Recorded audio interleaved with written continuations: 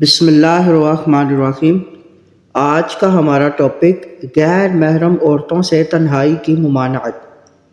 امیر المؤمنین سیدنا عمر رضی اللہ تعالیٰ عنہ روایت کرتے ہیں کہ رحمت عالم صلی اللہ علیہ وسلم نے فرمایا، سن لو، جب بھی کوئی مرد کسی اجنبی عورت کے ساتھ تنہا ہو تو ضرور ان کے ساتھ شیطان ہوتا ہے جو انہیں برائی کی طرف لے جانے کی کوشش کرتا ہے۔